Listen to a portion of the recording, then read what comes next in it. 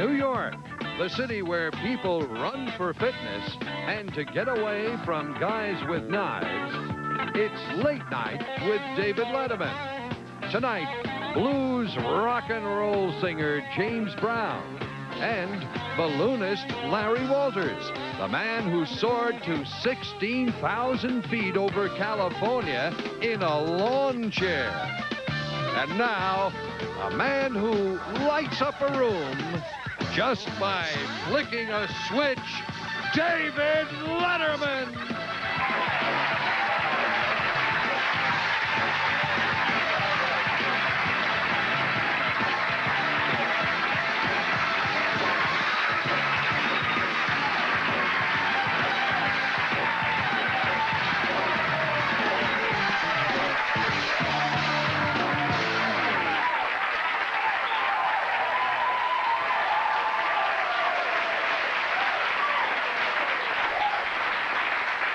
Thank you very much, ladies and gentlemen. Welcome to the show, and a fine show indeed we have for you. As you may or may not know, this program originates here in New York City, and because New York is interested in bringing in a lot of tourist business during the summer, they like to, from time to time, release a list of things they're proud of, and another one hit the streets today, so to speak. New York City is first in this category. In this city, there are more people on the streets to whom you would not like to give mouth-to-mouth resuscitation than any other community of comparable size. And let me, before we really get rolling, and believe me, rolling is the correct term tonight, say hello now to Mr. Paul Schaefer, ladies and gentlemen. Hi, David. Hi, everybody. We are excited. We're all leaving the business after tonight. That's how excited we are. This is the culmination for this band. Did you have a good, what did we have? It wasn't a holiday, was it? It was a weekend. Yes, yeah. yes. You had a good weekend? We had a swinging weekend. We did very nicely, I believe, those of us who played softball. Now, did you play softball or not? I couldn't make it. No, actually, you didn't play softball. I love the game, though. Yeah. Paul is a big softball fan. Now, Hiram, you're not wearing shoes tonight, are you, Hiram? Summertime. At the risk of embarrassing our talented guitar player, he's not wearing shoes, ladies and gentlemen, so... I want to say, David, you are the only guy in town who'll hire this guy, too, because of this very reason. Oh, we got a great show for you here. And just keep reminding yourself, yes, this is network television. Tonight, the hardest working man in show business, James Brown, is on our show.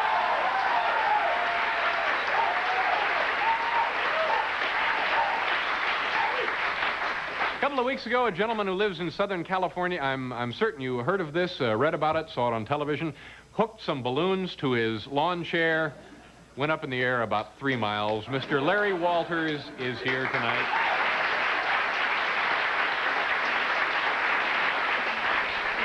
Also, a man who manufactures and sells bugging, I guess anti-bugging devices. He's the Vice President of Communications Control Systems. Carmine Pelosi is here. We're going to take a look at some more international symbols. And what else? Have I left anything else out? Oh, it's a fine show. You came on a good night, ladies and gentlemen. I've already introduced Paul, haven't I? That's kind of an awkward move for me now here, isn't it? I don't know what to do with it.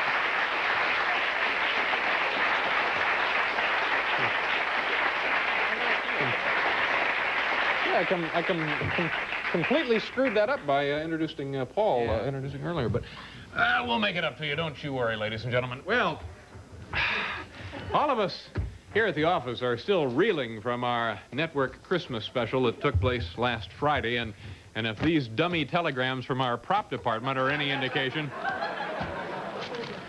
it looks like the rest of America has also been talking about it too. So let's take a look at a couple of them to see what they're saying here. It says, Dear Dave, congratulations on your wonderful Christmas show. I particularly like the Guardian Angels singing Christmas carols, especially since they once saved my life on the subway.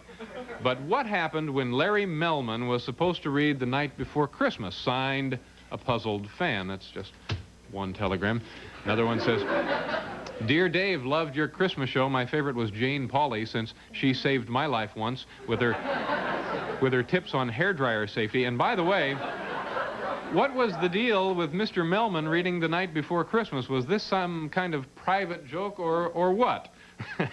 And it's also signed A Confused Viewer. Well, if you were watching Friday night, indeed, we did have our first Christmas special, and Larry Bud Melman was going to read The Night Before Christmas to a lot of little children who were eagerly looking forward to that event. If you saw it, you know that something hideous went awry. And so to explain that incident, we'd like to introduce the two people responsible for it, late night production assistants who, in order to protect their future careers, we're just going to call Babs and Jude. They're over here in the shadows.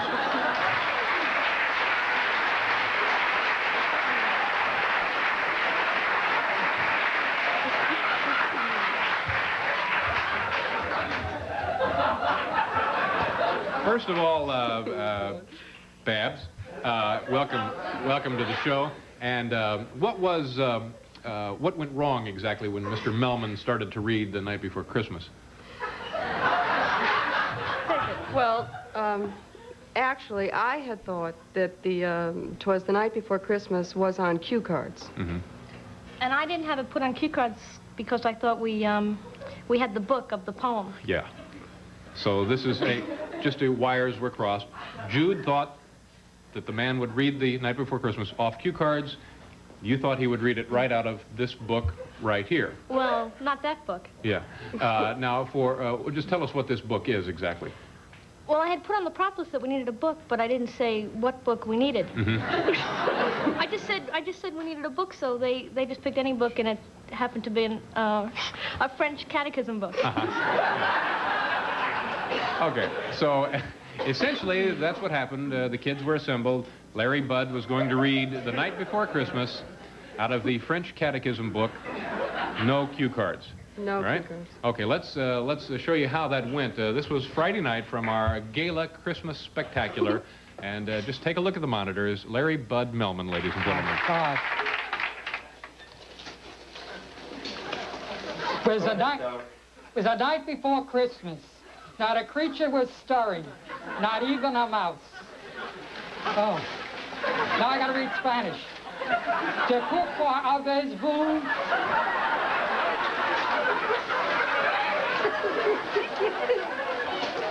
Oh.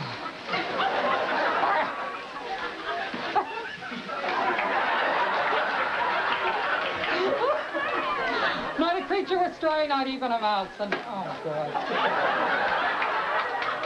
And Santa Claus came down the chimney.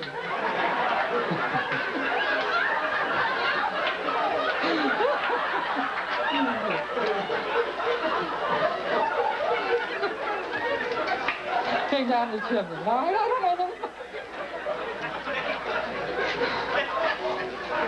Oh, God.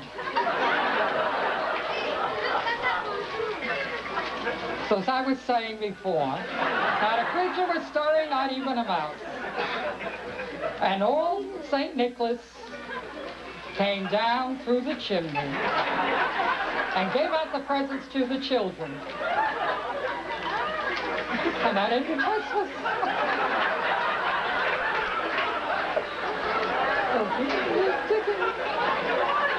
As I was saying before, and it turned out to be a very Merry Christmas. Ho, ho, ho.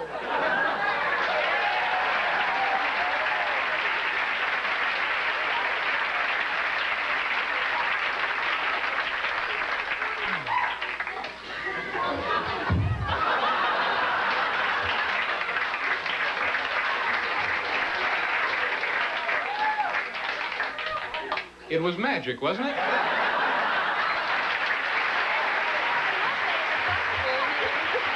Was indeed magic, and that's what happened. And I want to thank you two women for having the courage to come forward to tell your story here tonight. And let me just say that they do wonderful work, and we're proud to have them on our staff. We're going to pause. We'll be right back to meet Mr. Larry Walters, the armchair balloonist.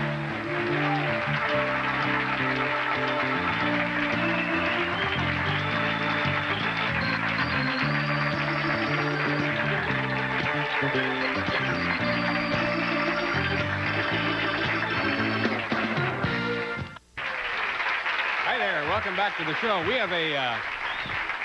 have a fine program for you folks tonight. We're going to meet the man who went up in the armchair or lawn chair a couple of minutes from now. The godfather of soul, James Brown, is here. And they called me that for a while, but no. The title has been passed on, and James now holds that honor. And also Carmine, now this says Carmine O. Pelosi.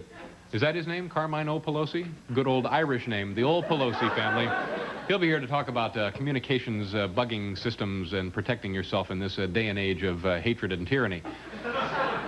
What a nasty way to start the show, isn't it? Well, my next guest, last week, a man from Southern California grabbed the attention of the world when he fulfilled a dream he had had for 20 years.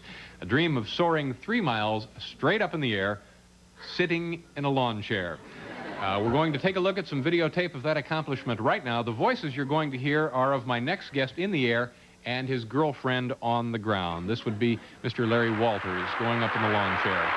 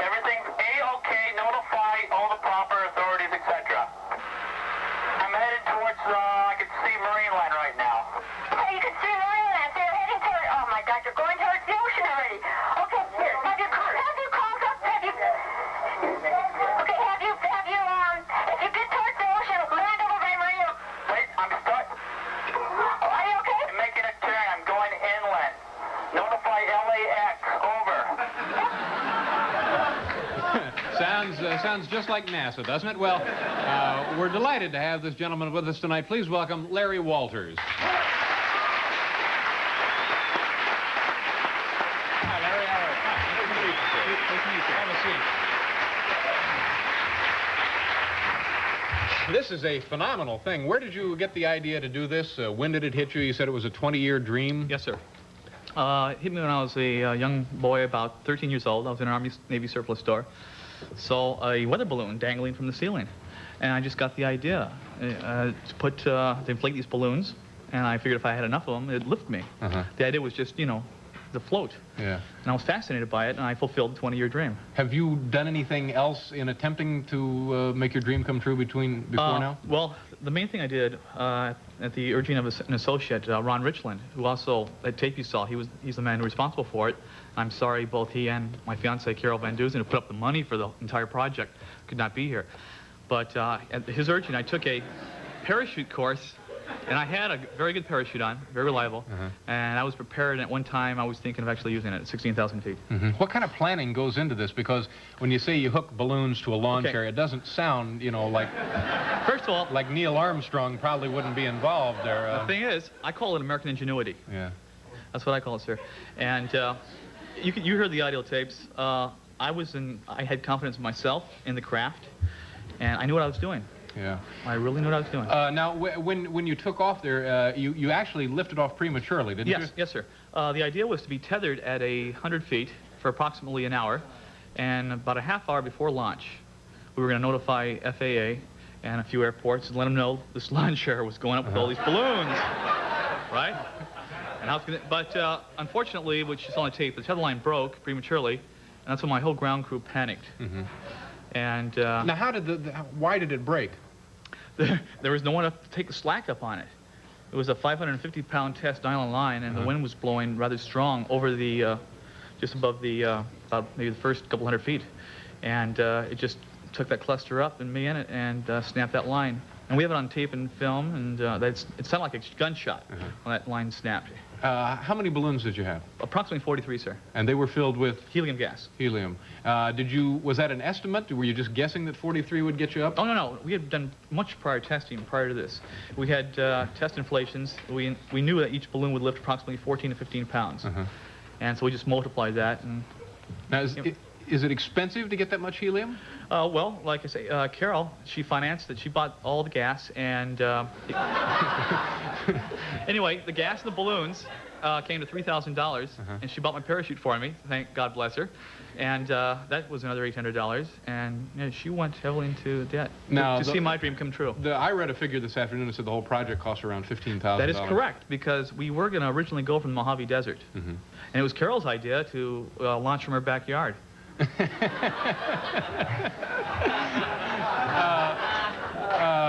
Only because there was a hospital about a half mile down the road. Really?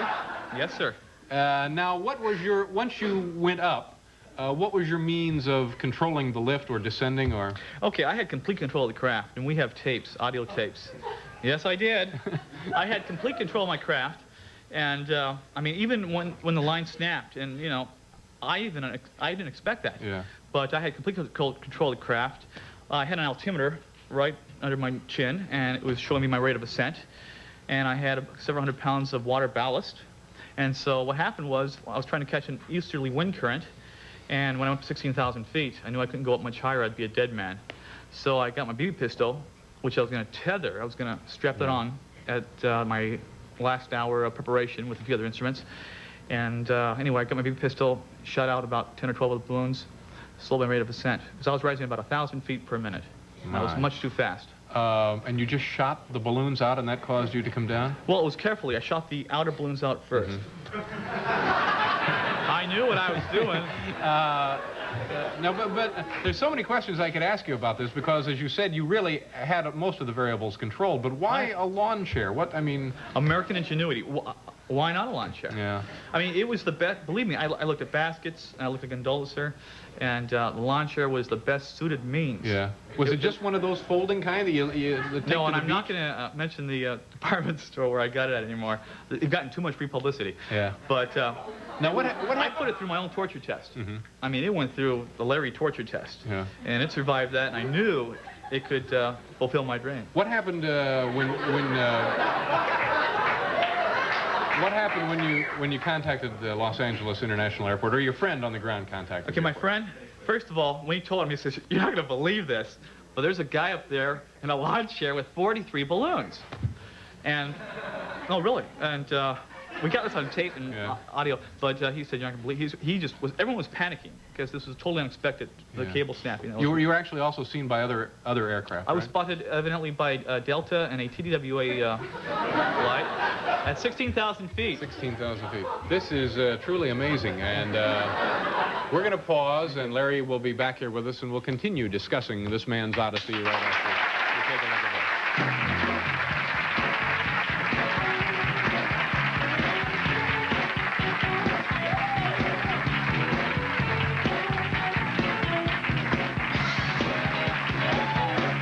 Welcome back to the show. If you're just joining us, this gentleman is Larry Walters, who recently went up about 16,000 feet with the helium balloons and a lawn chair. And was this, were you frightened?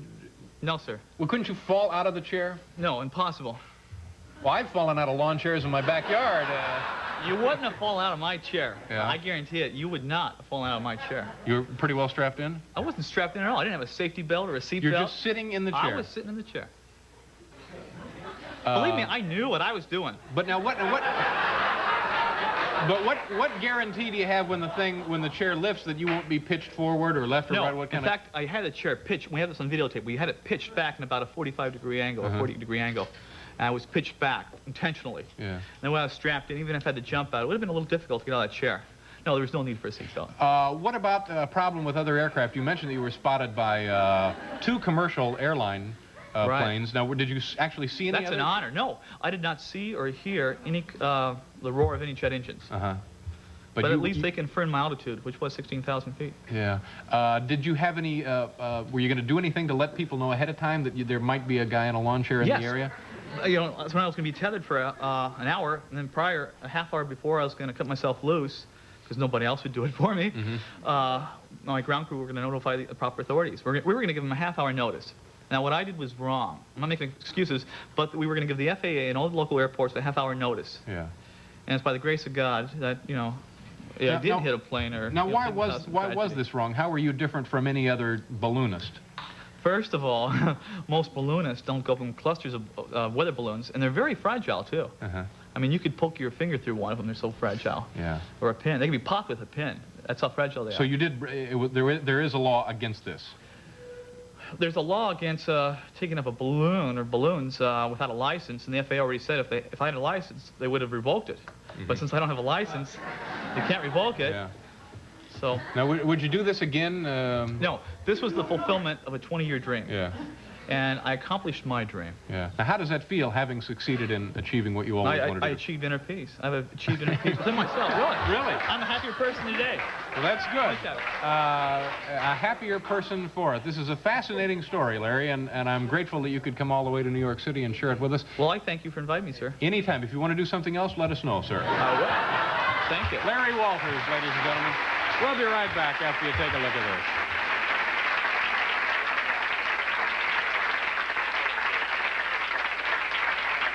Hello, I'm Larry Bud Melman, president of Melman Bus Lines, with another of my 5 good reasons why you should ride Melman buses. Number 6, when it rains, we roll. Not all buses can come out in wet weather because they're just not equipped for it. But in each and every Melman bus, we've installed one of these. The bus of the future is here today at Melman.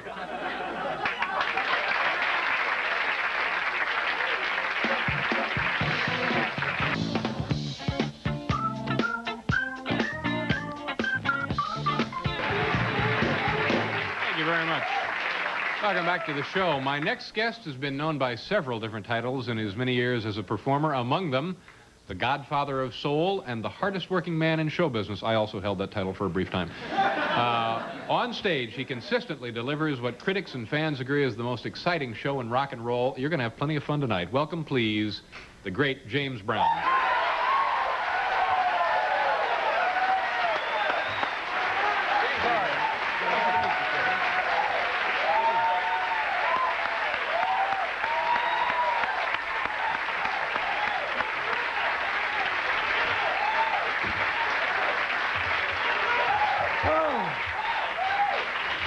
Very nice, very nice. You're, I mentioned you long put on the most exciting show in rock and roll, and you're now appearing in a different... Soul, S-O-U-L.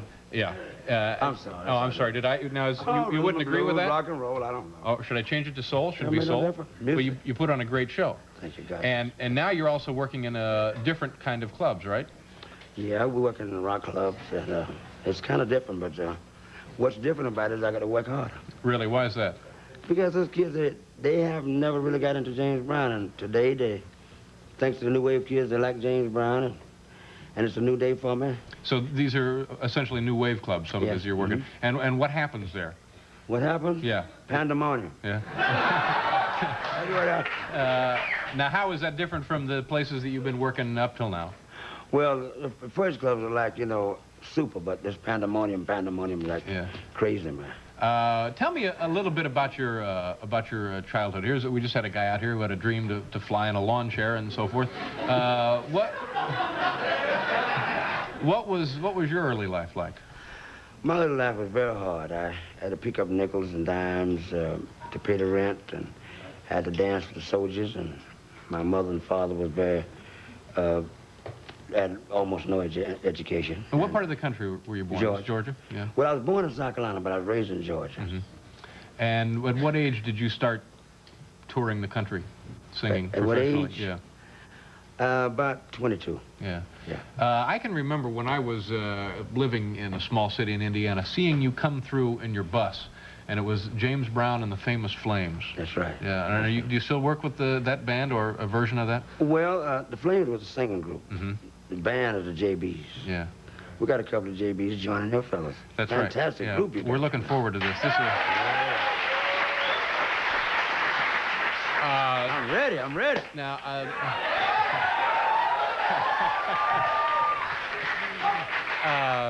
let me see. We want to wait a second before we do it. We'll get to it. Don't I you got worry. ants in my pants. I got ants in my pants. Tell me about the last place maybe some folks saw you was in the Blues Brothers movie. The Blues Brothers. Yeah. What was that like for a musician to be in a film?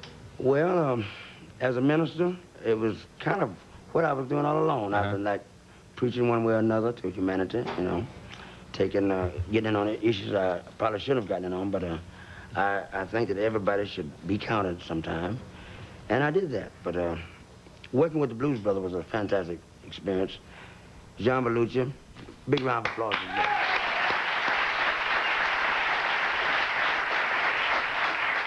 One fantastic person, Dan Aykroyd, John Landis. The whole group was fantastic. Yeah. Now, you're doing another film with Dan Aykroyd, is this correct? Dr. Detroit. Now, what is the nature of this one? Funk, good times, and all the good things that we need to have today. Uh-huh. All right. And let's get to some of that now. This would be... I like you, David. You're out of sight. Now, what are you going to do over here first, James? Well, I think the first thing we'll do probably is Sex Machine. Oh, my. Good heavens. Why don't you go over there and do whatever you need to do it, and then we'll come back after your song and talk to you some more. James Brown, ladies and gentlemen.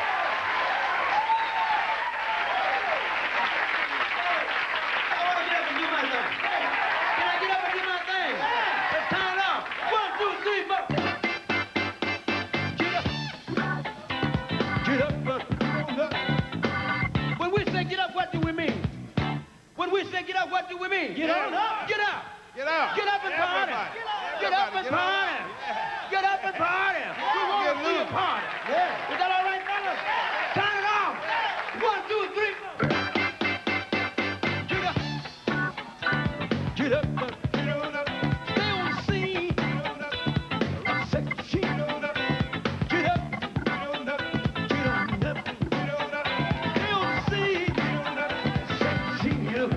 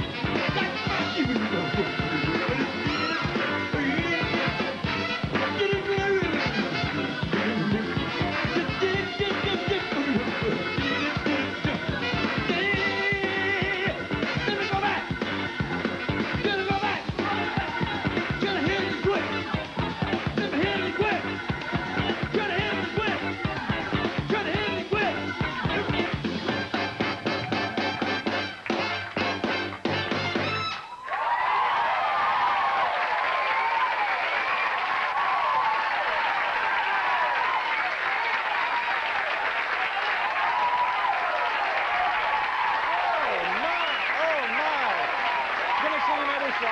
We're going to pause for a commercial. We'll be right back with more of James Brown.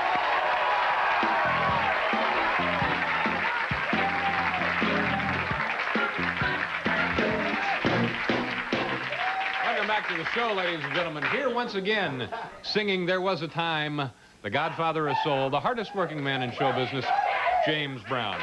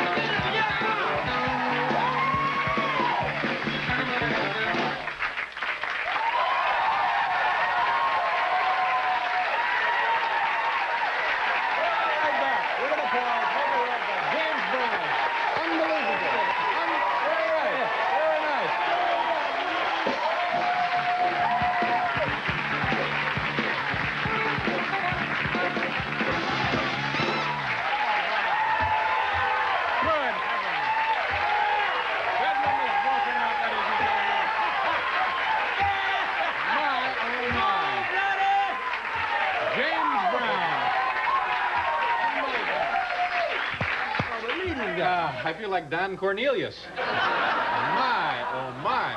Very exciting. And Paul, and you want to introduce the gentleman that you brought with you? Well, that's Sinclair from Augusta, Georgia. Little JB from Nashville, Harley Paris. Just amazing. Thank you very much, gentlemen. Now, that is truly amazing. I mean, even for a television program, one of the most exciting things we've seen here. The audience is the most excited. You're the best! You're the best!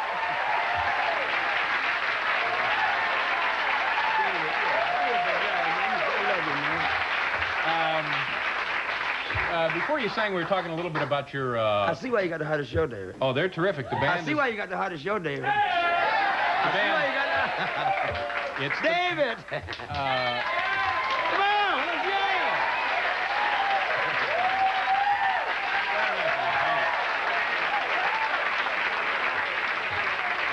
I was thinking maybe I could sing, you know, Papa's Got a Brand New Bag or something. You were going to, before you got into music full-time, you were going to be a baseball player, weren't you? Or play a little ball? You know, I found out the baseball was a little slow, so no. No, really, I wanted to be a baseball player. I was a pitcher, you know. Mm-hmm. Yeah. And how high up in the organized ranks did you get? Well, I didn't get too far, but I did very well boxing, though. I had 3 professional fights. Yeah, and what weight category? 135. Yeah. Did you ever seriously think about doing it full-time for a living? I thought about it seriously until I got, you know... Oh, until somebody touched The other you. cat thought a little bit more serious than I did. Yeah. That was it. Is there anybody, and I don't mean this to be, maybe this will make you feel uncomfortable, but is there anybody else in music today that even comes close to generating this kind of excitement in a live circumstance? Mick Jagger and the Rolling Stones. Yeah. Michael Jackson. Mm-hmm. Some of the people you might not know. Like who? Who? Like, yeah, that's right, Bruce Springsteen. That's right, Bruce Springsteen. Very good, very good, very good. But believe it or not, I like a lot of the fellas like, it sounds, now you think I'm corn, but it's heavy, Jerry Lee Lewis. Yeah. Very good, very good. And most of those guys are here tonight, ladies and gentlemen, so let's bring them out. Do you ever hurt yourself on stage? Do you ever, I mean, you are really an athlete? The only thing hurts me is when I have to quit. Yeah. You know what I like to do right now? What was that? It's okay. Before you close, can we close? But I got the feeling. Yeah. Okay, we can do that. We're going to go pause for a commercial. We're going to call Grant Tinker, see if it's okay, and then we'll be right back with James Brown.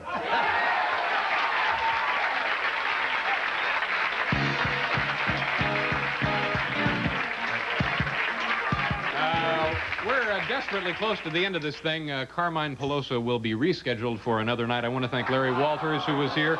Also, my thanks to Jude and Babs, our production assistants, of course, Bill Wendell, Paul Schaefer, and the band, and a special thanks to Mr. James Brown. Here he is once again, ladies and gentlemen, James Brown.